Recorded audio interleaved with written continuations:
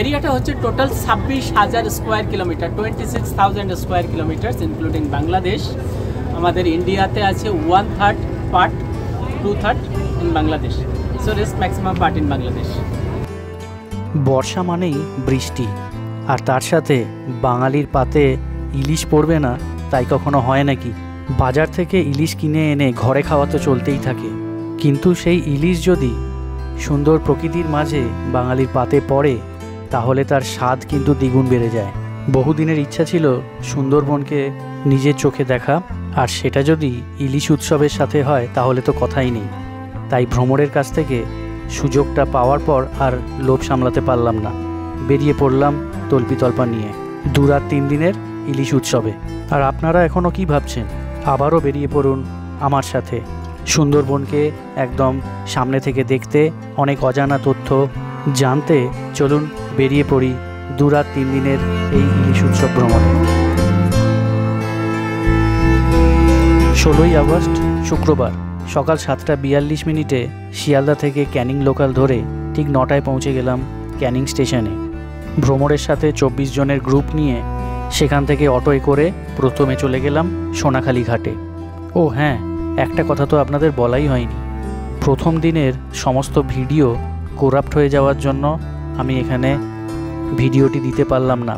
যতটুকু স্টিল ছবি আছে তার সাথে ইনফরমেশনগুলো দিয়ে প্রথম দিনটাকে কমপ্লিট করলাম। দয়া করে আমার এই অনিচ্ছাকৃত ত্রুটি মার্জনা করিবেন।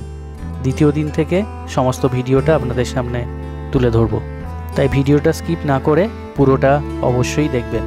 সোনাখালি ঘাটে পৌঁছে সেখানে MV কৃষ্ণা অর্জুন বোটে করে আমরা 2 রাত 3 দিনের সুন্দরবন ইলিশ উৎসবে পাড়ি দিলাম। আজ আমাদের যাত্রাপথ সোনাখালি থেকে গোসাবা হয়ে পাখিরালাতেই আমাদের আজকে রাত্রিযাপন। পাখিরালা যাওয়ার পথে গোসাবাতে নেমে আমরা দেখে নিয়েছিলাম হ্যামিল্টন বাংলো, বেকন বাংলো। এখানেই রবীন্দ্রনাথ ঠাকুর হ্যামিল্টন সাহেবের সাথে বেশ কিছুদিন কাটিয়েছিলেন। এরপর সেখান থেকে সোজা পাখিরালা ঘাট। হোটেলে ঢুকতে ঢুকতে প্রায় সন্ধ্যা নেমে এলো। ও আসল কথাটাই তো বলতে ভুলে গেলাম, লঞ্চে ওঠার সাথে সাথেই ব্রেকফাস্ট চলে এলো প্রথমে আমাদের হাতে, লুচি তরকারি আর তার সাথে মিষ্টি। কিছুক্ষণ পরেই আমোদি মাছ ভাজা, আর তারপরে লাঞ্চে এলো ইলিশ, সাথে ছিল একটা ওয়েলকাম ড্রিঙ্ক। আর লাঞ্চে ভাত, মাছের মাথা দিয়ে ডাল, তার সাথে বেগুন ইলিশ ও দই ইলিশ, তারপর চাটনি পাঁপড়। সন্ধেবেলা হোটেলে পৌঁছে বাউল গানের সাথে চিকেন পকোড়া আর কফি, আর রাতে ডিনারে জিরা রাইস সাথে মাটন কষা। খেয়ে দিয়ে সোজা ঘুম। পরদিন সারা দিনটা সাইট সিন আছে, তাই রেস্ট নেওয়াটা বাধ্যতামূলক। গুড মর্নিং ফ্রম পাখিরালা ফেরিঘাট। এখন বাজে 6:45। আমরা সবাই রেডি হয়ে গেছি। রেডি হয়ে এবার সবাই পাখিরালা ফেরিঘাটের দিকে যাচ্ছি, জেটি ঘাটের দিকে। লঞ্চ চলে আসবে, ফোন করা হয়েছিল। লঞ্চে উঠেই আমরা চা খাবো, তারপরে তো সেখানে ব্রেকফাস্ট সব থাকবেই। আজকে সারা দিনটা পুরো সাইট সিন থাকবে। আজকেই মেন সাইট সিন বলতে গেলে সারাদিনের ব্যাপার রয়েছে। জঙ্গলের ভেতরে আজকে আমরা ঢুকবো। জঙ্গলের ভেতরে সব পারমিশন কালকে করানো আধার কার্ড দিয়ে। তো সুধর্ণখালি, সজনেখালি এসব এগুলো দেখে নেবো, ওয়াচ টাওয়ারগুলো দেখে নেবো। তো চলুন আস্তে আস্তে সব ডিটেলটা আপনাদের দেখাবো, সব কিছু আপনাদের বলবো সবটা। আপাতত এখন আমি বেরিয়ে পড়েছি, জেটি ঘাটের দিকে যাচ্ছি। আর এই হচ্ছে সকালবেলার ভিউটা, দেখুন জেটি ঘাটের চারিদিকে সব লঞ্চ দাঁড় করানো রয়েছে।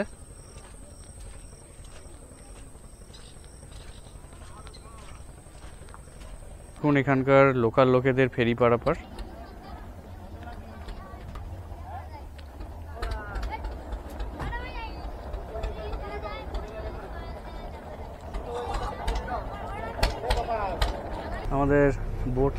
আমাদের লঞ্চ ছেড়ে দিয়েছে। আমরা এখন যাচ্ছি। এখন ঘড়িতে বাজে 8টা। দেরি হলো একটু, বাট তাও প্রচণ্ড রোদ বাইরে, প্রচণ্ড গরম। আমরা আজকে জঙ্গলের মধ্যে প্রবেশ করব, সুধর্ণখালি, সজনেখালি, ওয়াচ টাওয়ারগুলো দেখব। তো প্রথম ডেস্টিনেশনে আমরা পৌঁছাচ্ছি। এই হচ্ছে বাইরের ভিউটা আপনাদের দেখালাম। দেখুন প্রচুর লঞ্চ, প্রচুর বোট দাঁড়িয়ে রয়েছে চারিদিকে। বর্ষা মানেই ইলিশ, আর ইলিশ মানেই সুন্দরবন, আর ইলিশ সুন্দরবন মিলেমিশে আমরা ইলিশ উৎসবে আজকে 17ই অগস্ট শনিবার, কাল আমরা এখানে এসে পৌঁছেছিলাম, পাখিরালাতে ছিলাম। আজকে আমরা পাখিরালা থেকে চলে যাচ্ছি জঙ্গলের ভিতরের দিকে। পারমিশন কাল সব করানো রয়েছে, সবার আধার কার্ড নেওয়া ছিল, আধার কার্ডের পারমিশন করিয়ে আজকে ওখানে পারমিট দেখিয়ে ভেতরে ঢুকতে হবে। আর ইলিশ উৎসবে সবাই আমরা ইলিশ কালকে খেয়েছি, আজকেও থাকবে, আজকেও পাতে ইলিশ পড়বে, আপনাদের সবটাই দেখাবো। তো অপেক্ষা করুন আর ভিডিওটা শেষ অবধি দেখতে থাকুন। বর্ষা বৃষ্টি যদিও নেই, প্রচণ্ড গরম, কিন্তু তাও অগাস্ট মাস, বর্ষাকাল তো অবশ্যই।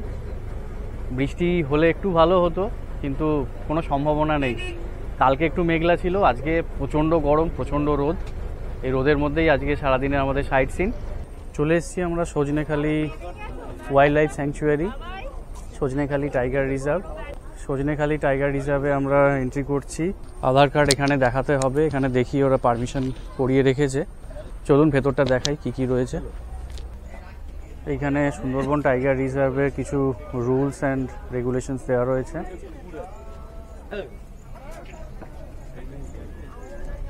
এখানে কুমিরও রয়েছে, এটা একটা মিষ্টি জলের পুকুর। এখানে একটা বড় কচ্ছপ রয়েছে, দেখুন।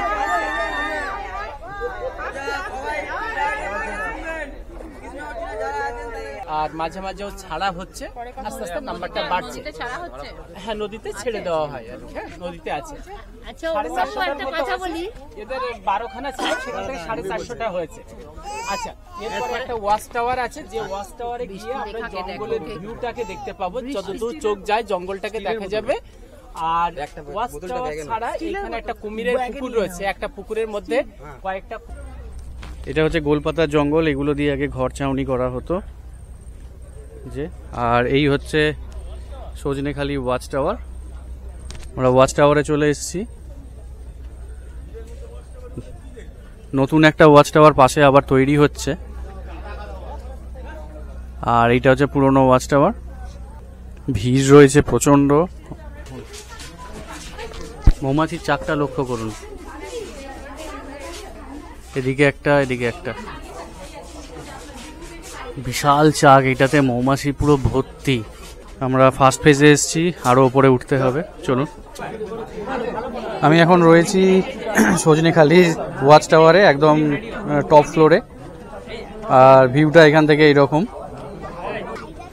কিছু দেখতে পাচ্ছি না ঠিকই, ওখানটা দেখুন, ওইখানে একটা জলাশয় করা রয়েছে। এখানে হরিণ টরিণ আসে, দেখা যায়, কিন্তু আপাতত আমরা কিছু দেখতে পাইনি।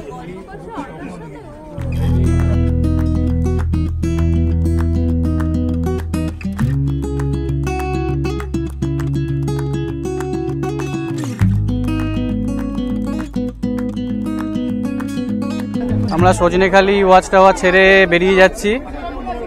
এই সজনেখালি ওয়াচ টাওয়ারের এক্সিট পয়েন্ট। আমাদের লঞ্চ এসে গেছে, এবার এখান থেকে আমরা উঠে যাব। সজনেখালি ওয়াচ টাওয়ার ছেড়ে আমরা বেরোচ্ছি। এখানে 3টে নদীর সঙ্গমস্থল, পিসখালি, গোমর আর গোমদি নদীর সঙ্গমস্থলে হচ্ছে Sajnekhali watch tower. Sajnekhali watch tower ছেড়ে আমরা বেরিয়ে পড়েছি। এবার আমরা গোমদি নদী ধরে চলে যাব সুদর্ণখালিতে। সুদর্ণখালি ওয়াচ টাওয়ারের দিকে আমরা যাচ্ছি। এখান থেকে আধ ঘন্টা লাগবে। তারপর সেখানে গিয়ে বাকিটা বলছি। আমাদের গাইডের বক্তব্য আপনারা শুনেছেন, গাইড যেরকম বলবে আমাদের সেইভাবে দেখতে হবে। আর এই হচ্ছে সজনেখালি ওয়াচ টাওয়ারের গেট। আমরা এখানে থেকে ভেতরে ঢুকেছিলাম। এটা দেখুন, একটা ক্রুজার রয়েছে। ক্রুজারটা দেখুন, এটা একটা ক্রুজার, গভর্নমেন্টের কিছু হবে। চলে এসেছি সুদর্ণখালি ওয়াচ টাওয়ার।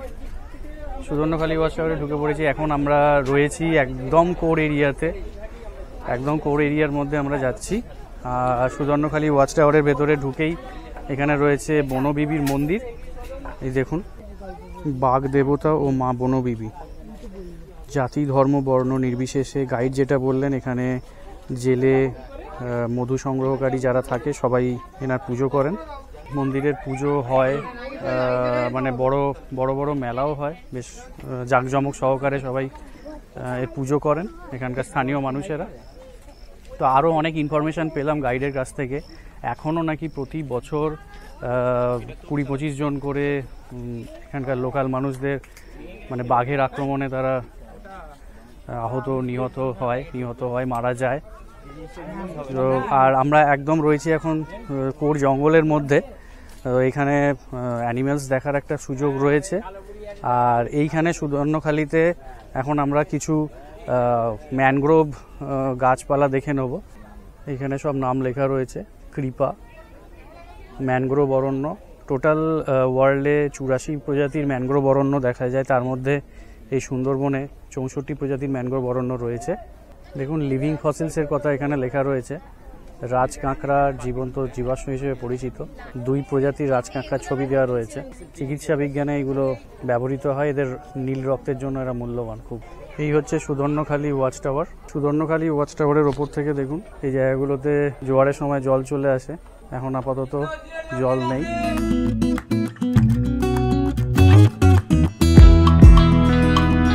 আর এইটা হচ্ছে এক্সিট গেট, আমরা এইদিকে চলে যাব এক্সিট গেটের দিকে। এইখানে আমাদের লঞ্চ চলে আসছে।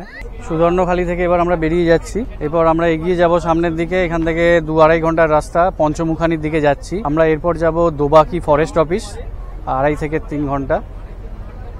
অনেকটা রাস্তা খাড়ির ভেতর দিয়ে যেতে হবে। প্রচণ্ড রোদ, পুরো মানে ঘেমে চান করে গেছি, কিন্তু কিছু করার নেই। ওয়েদার এরকমই। ভেবেছিলাম একটু বৃষ্টি হবে, কিন্তু বৃষ্টির কোনো সিন নেই। ওয়েদার একদমই ক্লিয়ার, প্রচণ্ড রোদ। চলুন আবার দেখতে দেখতে আমরা এগিয়ে যাই।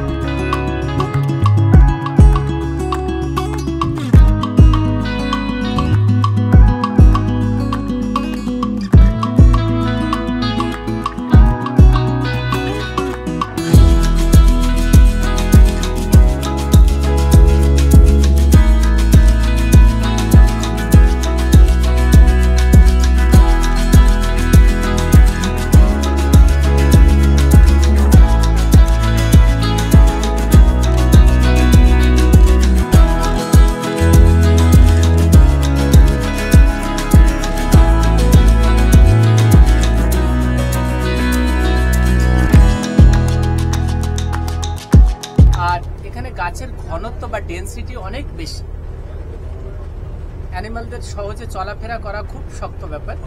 আর এখানে যে ম্যানগ্রোভের যে শ্বাসমূলগুলো, রুটসগুলো সব স্পাইক মতো সব বাইরে বেরিয়ে আছে, খোঁচা খোঁচা, অক্সিজেন নেওয়ার জন্যই তো বাইরে বেরিয়ে আছে।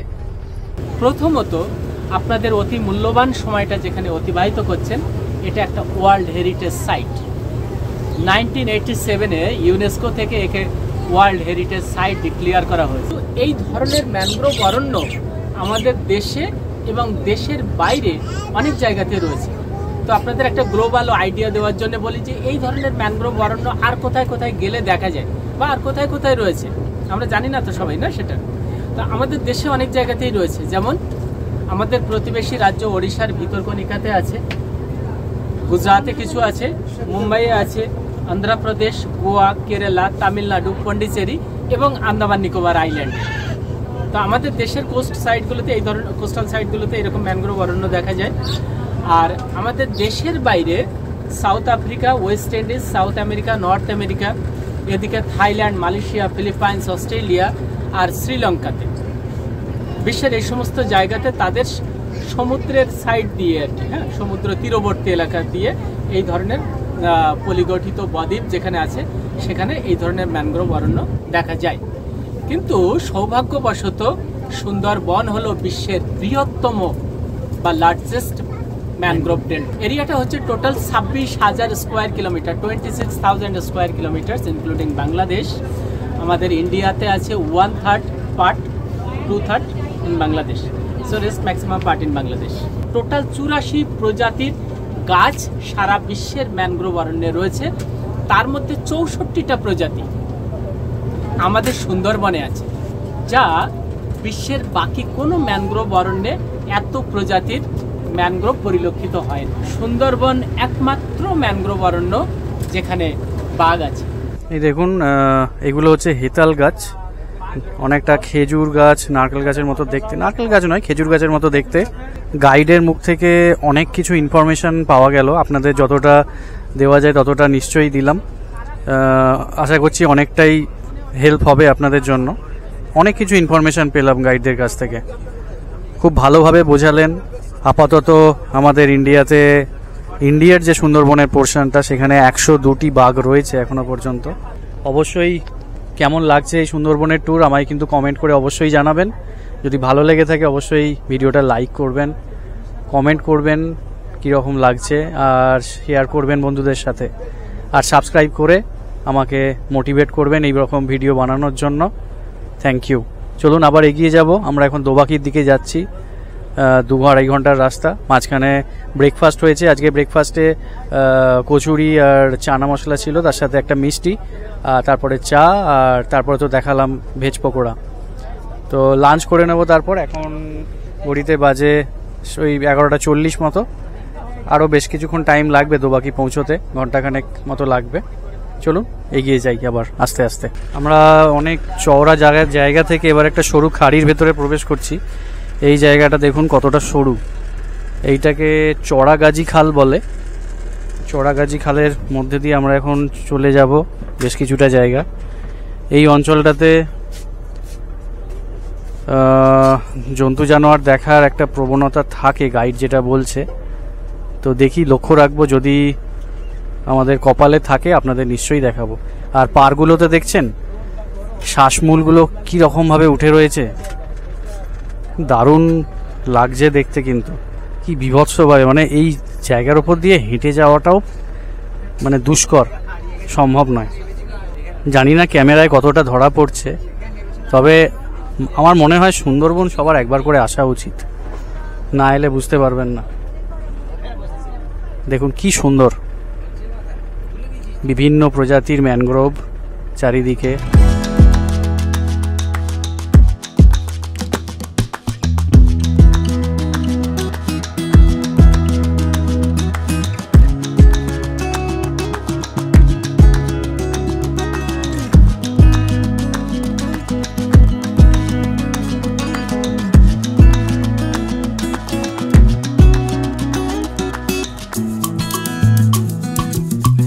এখানে গানের লড়াই চলছে দেখুন।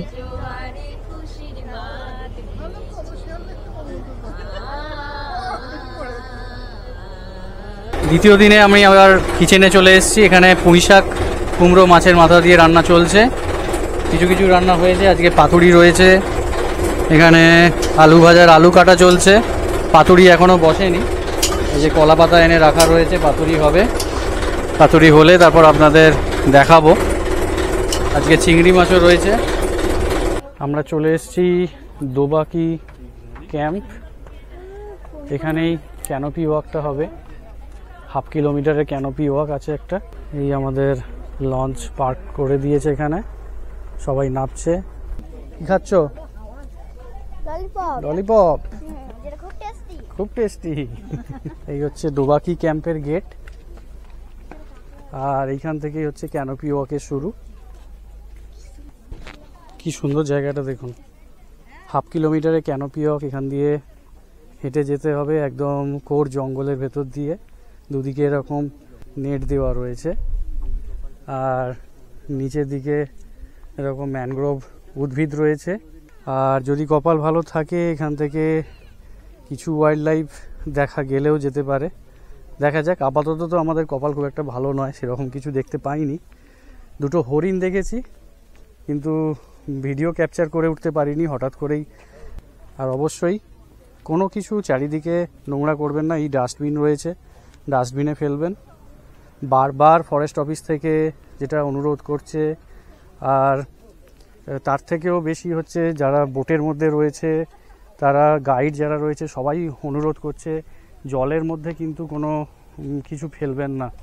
আর এখানে প্লাস্টিক একদমই নিষিদ্ধ, প্লাস্টিক বোতলও চলছে না।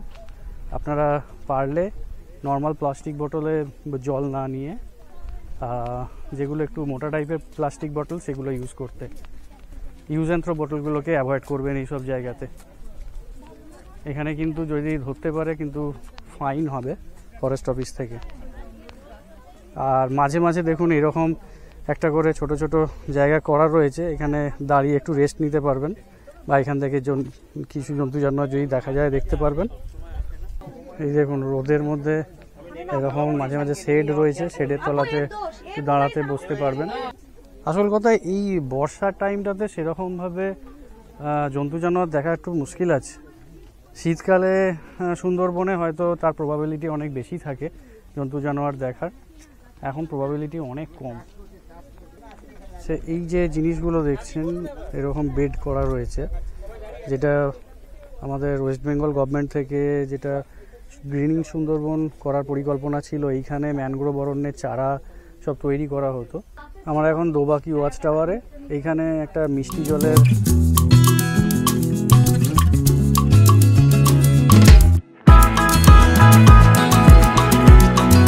আর এইখানটা থেকে পুরো ক্যানোপি ওয়াকটা দেখা যাচ্ছে, একদম বিস্তীর্ণ ওই দূর থেকে আসছে ক্যানোপি ওয়াকটা, ওইখান থেকে শুরু হয়েছে পুরোটা ঘুরতে ঘুরতে একদম লম্বা এখান দিয়ে চলে যাচ্ছে। এইটা হচ্ছে বিস্তীর্ণ ক্যানোপি ওয়াক, এইখানে শেষ, 1/2 কিলোমিটারের ক্যানোপি ওয়াক শেষ হলো। এবার আমরা আবার লঞ্চের দিকে উঠে যাব, এটাই আজকে আমাদের শেষ পয়েন্ট ছিল। এবার ফিরে লাঞ্চ করব, অলরেডি 1:30 বাজে। বোটে উঠে এবার লাঞ্চ করার পালা, চলুন বোটে উঠে পড়ি। এবার দুপুরে খাওয়া দাওয়ার পর্ব শুরু হচ্ছে। এই হচ্ছে আজকে পুঁই শাক ইলিশ মাছের মাথা দিয়ে, আলু ভাজা, নিরামিষ ডাল, আর আজকে রয়েছে এই যে চিংড়ি। এগুলো কি বাগদা চিংড়ি নাকি? এই বাগদা চিংড়ি। আর এখানে ভাত রয়েছে, এখনো ইলিশের পাতুরিটা এসে পৌঁছয়নি, ইলিশের পাতুরিটা এলে আপনাদের দেখা। দ্বিতীয় দিনে দুপুরের খাওয়া দাওয়া শুরু হয়ে গেছে, এই যে ফার্স্ট ব্যাচ চলছে, সবাই খেতে বসে গেছে। পাতুরি চিংড়ি পাতে পড়ে গেছে সবার। খুব ভালো রান্না হয়েছে, দারুণ খাচ্ছি। পাতুরি কেমন হয়েছে? পাতুরি অসাধারণ, আরেকটা চাইলাম দিল না।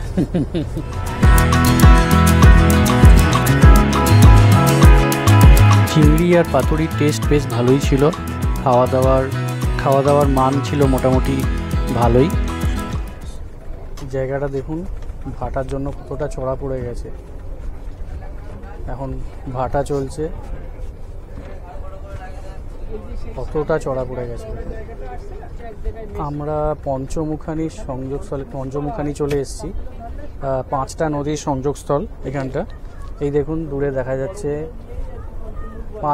5টা খাল এখানে এসে মিশেছে, তার মধ্যে পীরখালি, গাজীখালি, নবাকি, বিদ্যা। তো এই 5টা নদী একত্রে এইখানে মিলিত হয়েছে। নদী বলবো না, খাল, সবকটাই খাল। দেখুন জলের কালারও রয়েছে, একটু আলাদা আলাদা চেঞ্জ রয়েছে জলের কালার। এতটা অবধি চড়া পড়ে গেছে, এখন ভাটা চলছে বলে জল অনেকটাই কম। ওখানেও দেখুন। আচ্ছা নামটা কি বলেন? পীরখালি, গাজীখালি, নবাকি, গোমদি, বিদ্যা আর নবাকি, এই 5টা খাল এখানে এসে মিলিত হয়েছে। ধরি না, এইটা হচ্ছে আপনার দোবাকি খাল, আর ওই সোজা ওখানে একটা সিঙ্গেল ছোট নৌকা দেখা যাচ্ছে, ওই জায়গাটা রয়েছে হেড়ো ভাঙা। এই সবগুলোকে ধরলে 7টা খালের মুখ বলতে হয়। 7টা, আচ্ছা। মেন বড় বড় 5টা।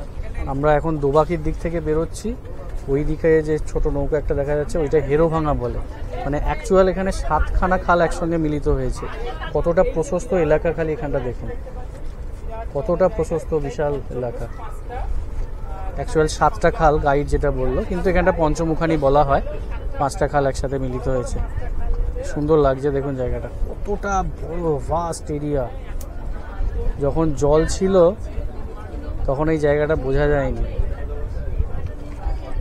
অদ্ভুত প্রকৃতির খেলা, প্রতিদিন দুবার করে জোয়ার ভাটা।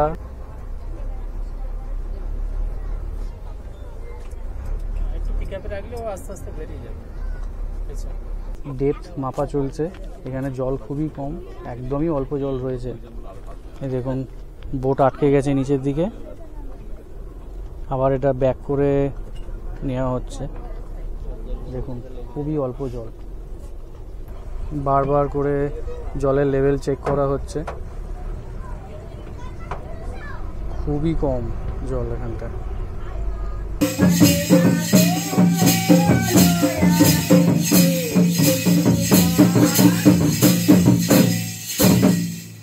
হোটেলে ফিরতে ফিরতে মোটামুটি সন্ধে হয়। তারপর হোটেলে ফিরে ফ্রেশ হয়ে হাতে চা আর ভেজ পকোড়া নিয়ে আজকে ঝুমুর নাচের আসরে বসে পড়লাম। সন্ধেটা দারুণ এনজয় করলাম। এরপর রাতে রাইস চিকেন দিয়ে ডিনার করে রাত্রি যাপন।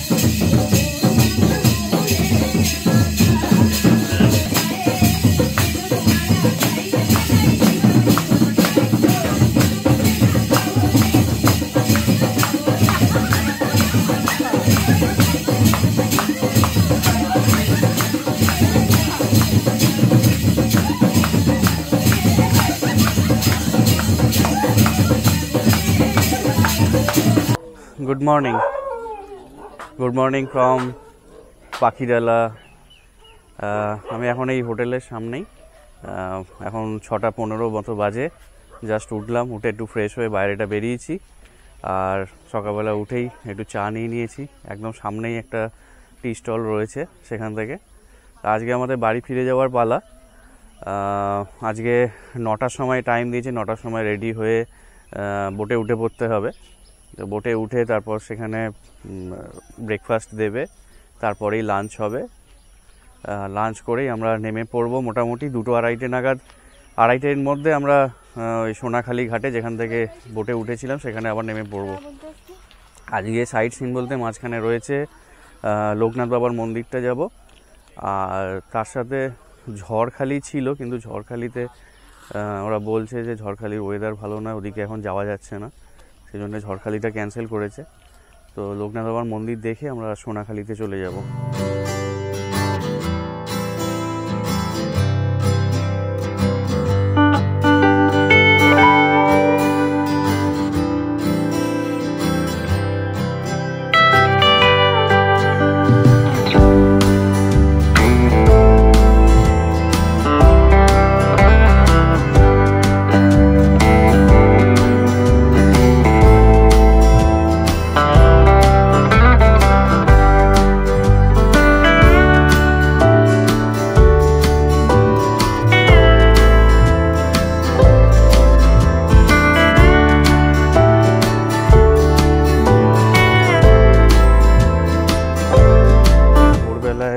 পাখিরালা জেটি ঘাটটা দেখুন, সব বোটগুলো দাঁড়িয়ে রয়েছে এখানে সামনে। দূরে তো আরও প্রচুর বোট রয়েছে। আমরা এই জেটি ঘাটের পাশের একটা রাস্তা রয়েছে, এই রাস্তাটা ধরে একটুখানি হাঁটছি, দেখি বেশ ভালো লাগছে রাস্তাটা। এই দেখুন অলরেডি সব বোট থেকে চা নিয়ে গেস্টদের হোটেলে চা দিতে যাচ্ছে। সমস্ত রান্নাবান্না এই বোটেই হয়। রাত্রিবেলার রান্না পর্যন্ত এখান থেকে বোটে করে তারপর হোটেলে গিয়ে আমাদের দিয়ে আসছে। মানে হোটেলে রান্নাবান্নার কোনো প্রভিশন সেরকমভাবে নেই এখানে ভর্তি। মাঝখানে ওরা নোঙর করে দাঁড়িয়ে থাকে, আর ঘাটের কাছে 2-4টে বোট রয়েছে, কিন্তু ম্যাক্সিমাম বোটই হচ্ছে একদম মাঝখানে। খুব সম্ভবত আমাদের বোট হচ্ছে ওইটা, এই যে দেখা যাচ্ছে, এটা আমাদের বোট। দূর থেকে বুঝতে পারছি না, তবে মনে হচ্ছে ওটা।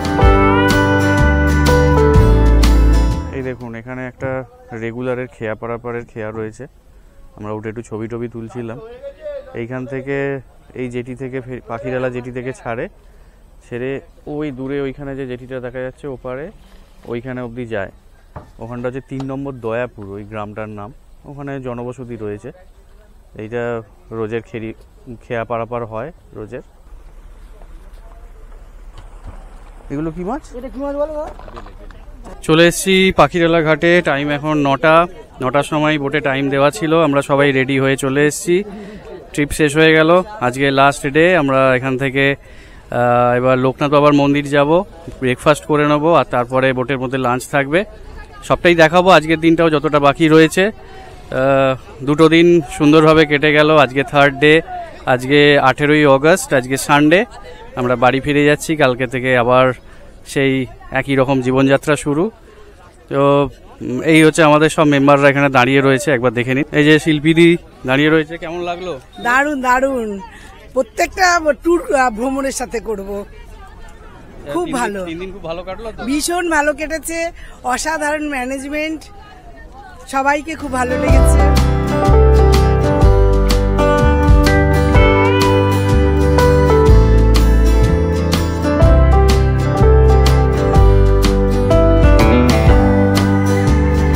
চলে এসছি আমরা লোকনাথ বাবার মন্দির দেখতে। আমাদের আজকের একটাই মাত্র স্টপ, এখানে নেমে পড়েছি। বোট রেখে দিয়েছে ওখানে, বোট থেকে নেমে কিছুটা হেঁটে যেতে হবে এখান দিয়ে। এই দেখুন এখানে সব তাল, শশা, বিলিতি আমরা সব বিক্রি হচ্ছে। এটা কি বিলিতি আমরা? কত করে? এই হচ্ছে লোকনাথ বাবার মন্দির। প্রচুর ভিড় রয়েছে, অনেকগুলো বোট একসাথে ঢুকেছে আর কি, ওই জন্য এতটা ভিড়। ওয়েদারটা দেখুন একবার, মুষলধারে বৃষ্টি শুরু হয়েছে, চারিদিক পুরো সাদা হয়ে গেছে। কাল থেকে বৃষ্টির জন্য আমরা খুব আহুতাশ করছিলাম এত গরমে, আর ঠিক যাওয়ার দিনে আজকে বৃষ্টিটা অ্যাট লাস্ট দিল। সবই লোকনাথ বাবার কৃপা। লোকনাথ বাবার মন্দির ঘুরতে এসে আমরা বৃষ্টিটা পেলাম। এখনও দাঁড়িয়ে রয়েছি ওখানেই, এই যে দেখুন প্রচণ্ড বৃষ্টি হচ্ছে, পুরো চারিদিক সাদা হয়ে রয়েছে। এই হচ্ছে চারিদিকের ভিউ। একটু আসতে হলো বৃষ্টিটা, বাট আকাশ এখনও প্রচণ্ড মেঘ কালো হয়ে রয়েছে। শেষ দিনের খাওয়া দাওয়া শুরু হয়ে গেছে। আজকে ইলিশ বিরিয়ানি আর চিকেন কষা। দুদিনে ঠিক দুরকম প্রকৃতিকে দেখে আমরা এই ইলিশ উৎসবের সমাপ্তি ঘোষণা করলাম এখানে। সত্যি বলছি, 3টে দিন দারুণ কাটলো। প্রায় সারাটা দিন জলে থাকার এক অভিজ্ঞতা, এটা বেশ অন্যরকম লাগলো। সারাদিন জলে ভেসে সেখানেই খাওয়া দাওয়া করা, রেস্ট নেওয়া, ঘোরা, বেড়ানো, সবটাই জলের ওপরে থেকে মনোরম লাগলো। আপনারাও ঘুরে যেতে পারেন কিন্তু একবার। শীতের সুন্দরবনও আসতে পারেন, অথবা ইলিশ উৎসবে সুন্দরবন। আর এই এত কিছু ভ্রমণ শুধুমাত্র ৩,৮৫০ টাকায় দিচ্ছে ক্যানিং থেকে। Canning package 4 sharing, non AC অবশ্যই। আর যদি ডবল শেয়ারিংয়ে থাকেন তাহলে সেটা ৪,০৫০ টাকা। আর যদি এসি নিতে চান ডবল শেয়ারিংয়ে, সেক্ষেত্রে ৪,৬০০ টাকা। এই ছিল এবারের সুন্দরবন ইলিশ উৎসবের ভ্রমণের তরফ থেকে ক্যানিং টু ক্যানিং প্যাকেজ। পরের বছর আবার হবে, আপনারা যোগাযোগ করতে পারেন ভ্রমণের সাথে এই নাম্বারে। এছাড়াও শীতকালে সুন্দরবনের জন্য তাদের সাথে যোগাযোগ করতে পারেন। আর আমার ভিডিওটা যদি ভালো লেগে থাকে অবশ্যই একটা লাইক, কোথাও কোনো ভুল ত্রুটি হলে একটা কমেন্ট, আর ভালো লাগলে শেয়ার করার অনুরোধ রইল। আর আমার চ্যানেলে যারা নতুন তারা অবশ্যই চ্যানেলটিকে সাবস্ক্রাইব করবেন। সবাই খুব সুস্থ থাকবেন, ভালো থাকবেন, আর ঘুরতে থাকবেন। দেখা হচ্ছে আবার পরের কোনো নতুন গন্তব্যে। ধন্যবাদ।